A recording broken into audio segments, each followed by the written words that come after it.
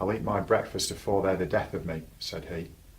"I'd do that if I was going to be strung up to that there gallows as there is over there, directly afterwards.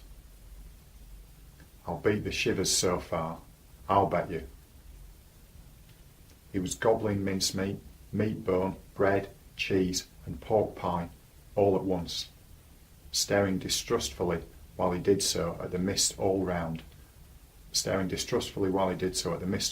us, and often stopping, even stopping his jaws, to listen.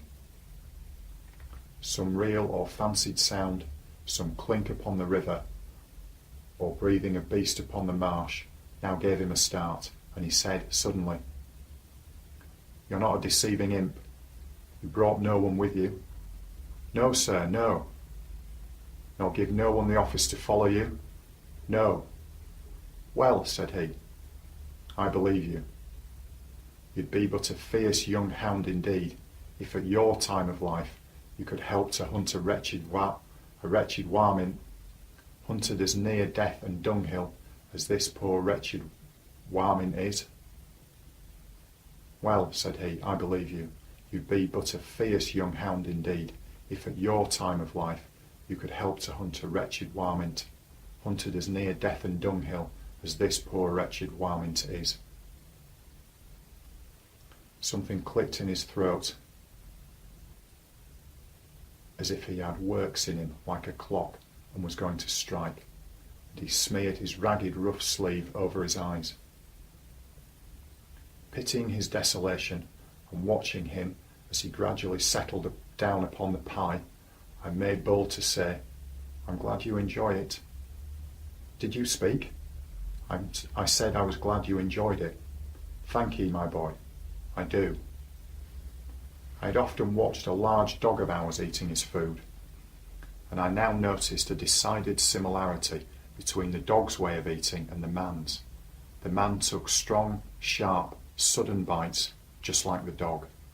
He swallowed, or rather snapped up, every mouthful, too soon and too fast, and he looked sideways here and there while he ate, as if he thought there was a danger in every direction of somebody's coming to take the pie away.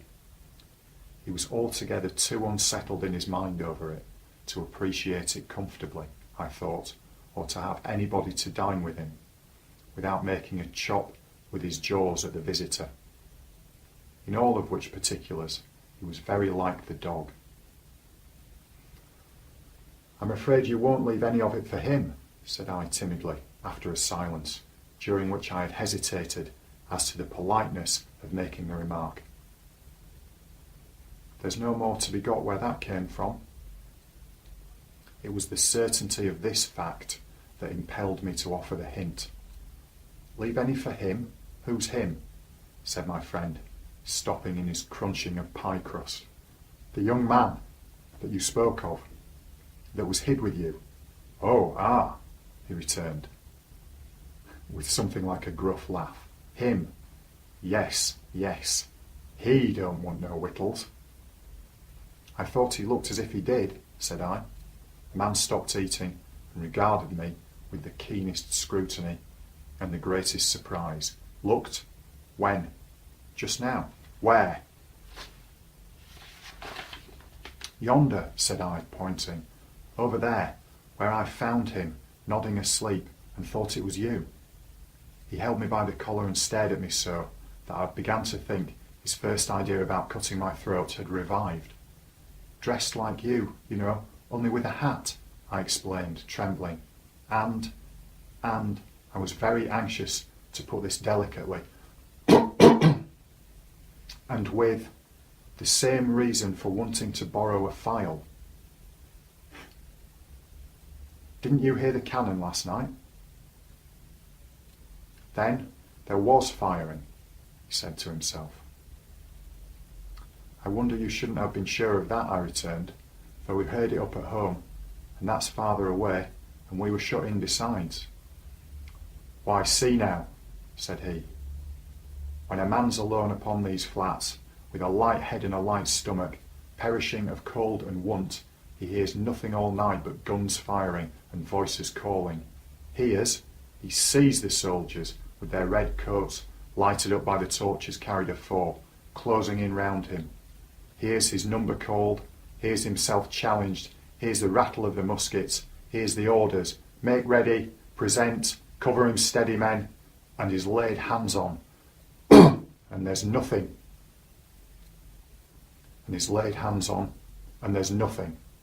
Why, if I see one pursuing party last night, coming up in order, damn 'em, with their tramp, tramp, I see 100.